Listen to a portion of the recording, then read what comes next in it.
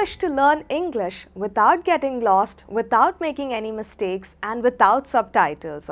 If yes, then grab your cup of coffee or your cup of tea and join with me because we are going to learn English with a book.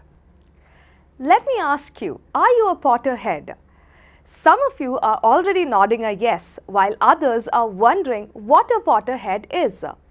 Well, a Potterhead is, if you are a die-hard fan of Harry Potter, then you are a Potterhead. So you might have already guessed what the book might be about. Today we'll be learning English with J.K. Rowling's Harry Potter and the Philosopher's Stone. Let me give you a quick overview of this novel. This novel is about an 11-year-old orphan whose name was Harry. His parents were killed when he was a baby. He was brought up by his aunt and uncle, and it is very fascinating to know that he lived in a cupboard underneath the stairs. Now, he was unloved by his aunt and uncle, but there was a turn of events in his life when he was invited by the School of Wizardry and Witchcraft to join their school to learn magic. Now, this is the moment when Harry realized that he was very special. And there begins his adventures with his best friends Ron and Hermione in discovering or unraveling the mystery of Philosopher's Stone. Now, while I was telling you the summary, you might have already caught some of the vocabs that could be very interesting. Instead of discovering, I use the word unraveling. So when you're trying to unravel something, that means when you're trying to open something or discover something, you can use the word unravel. Now, while I was reading this book, I came across several vocabs that we could use in our daily conversations. Now, this is one of the best methods to learn English. Do not worry if you do not have a habit of reading. You can cultivate your habit of reading from now onwards. As it is said, it is better late than never. Now, while I was reading this novel, I came across several vocabs that you can understand or you can use in your daily conversations. Now, this is an excerpt from the novel from chapter 6. Now, there is a round-faced boy named Neville who is having a conversation with Harry Potter. So let's read it. "Sorry," he said, "but have you seen a toad at all?" When they shook their heads, he wailed, "I have lost him. He keeps getting away from me all the time." "He will turn up," said Harry. Now over here, the context, let me explain it to you. The context is where there is a toad. A toad is a small animal that resembles or that looks similar to a frog. So this boy Neville has lost his toad and he is asking everyone there whether they have seen the missing toad. But the way how he said about it is when they shook their heads, that when they said that they didn't see it, they were just nodding that they didn't see the toad. He wailed, "I have lost him, he keeps getting away from me." He wailed. So we get a new vocabulary there, which is wailed. And Harry said, "He will turn up." We get another phrasal verb. We get a phrase. A phrase is a part of sentence which is used as a verb, which is used to define an action. So over here we get the phrasal verb turn up. Now let's see what these two words mean. Now what does the word wailing mean?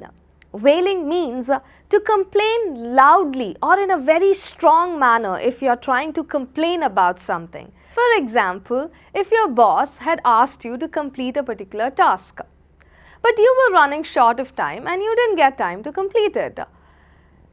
So you are telling about this to your friend, how your boss got angry at you. So you would say, "My boss wailed at me because I did not complete the work." So that is the meaning of wailing. It means to complain loudly. Now the phrasal verb turn up. When Neville asked Harry, "Did you see my toad?" Everyone shook their heads and said that they did not see, and that's the time when he complained loudly that it always gets away from me, it doesn't stay with me, and that's the time when Harry tells Neville that it will turn up. What does the phrasal verb turn up mean? It means to appear or to become visible. Okay, so if you're waiting for your friend at a railway station, you could say that I'm waiting for my friend and he will turn up soon. That means that he will appear soon, he will come soon. Now, turn up can be used in different contexts because it has a variety of meanings. In this context, it means to appear or to become visible. Now, moving on to the continuation of the excerpt, it says, "He might have died and you wouldn't know the difference," said Ron in disgust. Okay, so Ron is the best friend of Harry Potter and he is telling that he might have died and you may not even recognize the difference, whether it is dead or whether it is alive. I mean, like, this is showing Ron's dislike, Ron's hate towards the toads. Okay, so that is why it is said that Ron said this in disgust. Now, we get a new word, disgust. Now, disgust means a strong feeling of hate. For example, when you see a dead rat on the road, you can say, "The sight of the dead rat was so disgusting for me." So, you are showing your hatred or your dislike towards the dead rat. So, that's the meaning of disgust. Now, moving on to the excerpt, he rummaged around in his trunk and pulled out a very battered looking wand. So, Ron, who is the best friend of Harry, he was rummaging in his trunk. Now, trunk means luggage. So, he was rummaging in his trunk or luggage and found a battered looking wand. Now, wand, it is a stick, as you might have seen in a lot of movies, in a lot of fantasy movies, where there would be a stick used by a magician, and when he says abracadabra, some magic happens there, right? So, that stick is known as, or that magical stick is known as a wand. So, Ron was rummaging. What do you mean by rummaging? Rummaging means searching for things by moving things around, where you're trying to search for things by taking all the things out of the bag. Okay, for example, you might have lost your specs.